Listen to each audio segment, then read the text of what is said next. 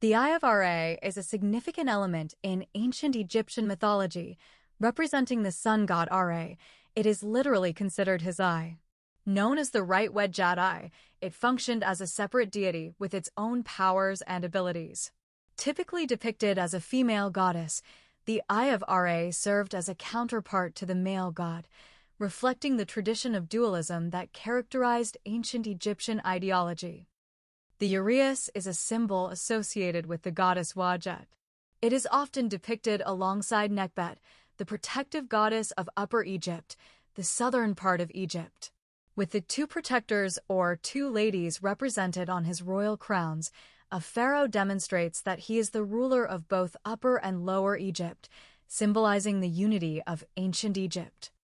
Hathor, the goddess of love and protector of women, was worshipped at Dendere in Upper Egypt. She is often associated with cows and was early on identified with Isis. The all-seeing eyes, the Eye of Horus, and the Eye of Ra are entities of pure divine power, holding great significance and deep meaning in the history of ancient Egyptian civilization. Their legacy continues to be a source of mystery today.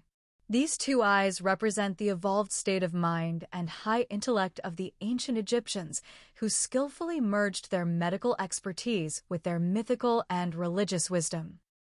The Eye of Ra, or Re, serves as a counterpart to the sun god Ra and embodies both feminine and aggressive traits. As an extension of Ra's power, it often behaves as an independent goddess, associated with various deities such as Hathor, Sekhmet, and Badet. This eye goddess plays multiple roles, as Ra's partner, mother, sibling, consort, and daughter.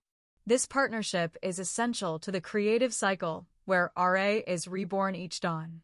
The eye goddess fiercely defends Ra against chaotic forces, often depicted as a lioness or associated with the uraeus symbol. In the myth of the Eye of Ra retrieving his children, when the world was newly created, Ra had two children, Shu and Tefnut.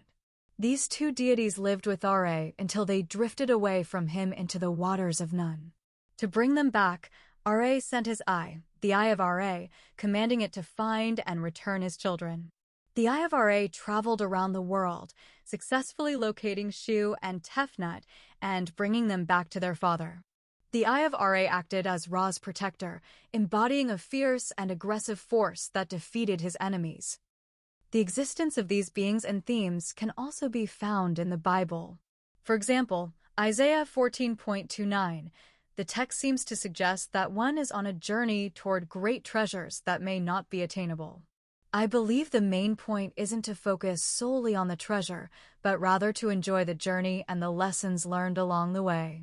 Ammonius the Hidden One, which I recall as reborn, but everywhere says it's the Hidden One.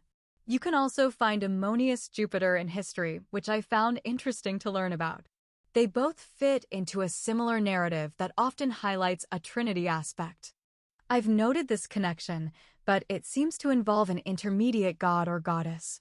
This could refer to a human experiencing either reincarnation or perhaps a reborn person in the context of spiritual growth and a fresh start. Alternatively, for this verse, you can find explanations such as, the latter part of the verse contains a powerful metaphor, as Isaiah describes the future threat to the Philistines as coming from the serpent's root.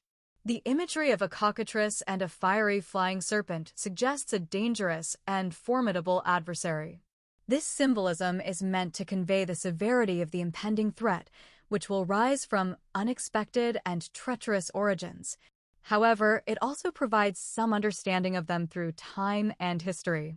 This is just my interpretation of the message and may serve as a reference point for understanding similar encounters, offering a historical perspective on these narratives. Regardless, I hope this clarifies the subject. P.S. It seems the correct species for what the other saw is called a aurochs, Bos primigenius, aurochs or aurochs, PL, aurochs or aurochsen, is an extinct species of bovine, considered to be the wild ancestor of modern domestic cattle, not just a bull. Further updated terminologies and examples that are useful here are: the Jewish Encyclopedia states, the seraphim are frequently mentioned in the Book of Enoch, XX. 7. LXI 1071. 7. Where they are designated as Delta Kappa Omicron Nu Epsilon, serpents, and are always mentioned, in conjunction with the cherubim, as the heavenly creatures standing nearest to God. Malaka is an act that manifests man's dominion over nature. Egyptian mythology depicts the serpent Mehen coiling around the sun god Ra's solar bark, protecting him as he journeys through the underworld. Some depictions of Mehen involve cosmic or otherworldly flight. Combined symbolism. Unity of opposites.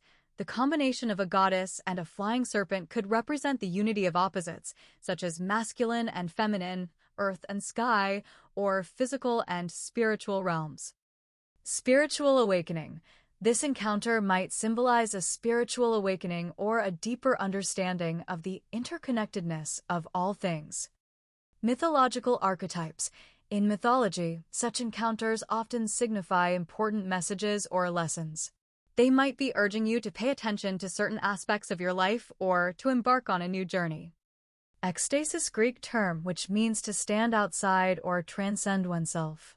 Unmitigated by thought, word, or reflection, simply put, union with the One.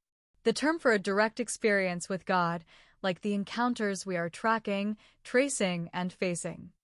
To be continued.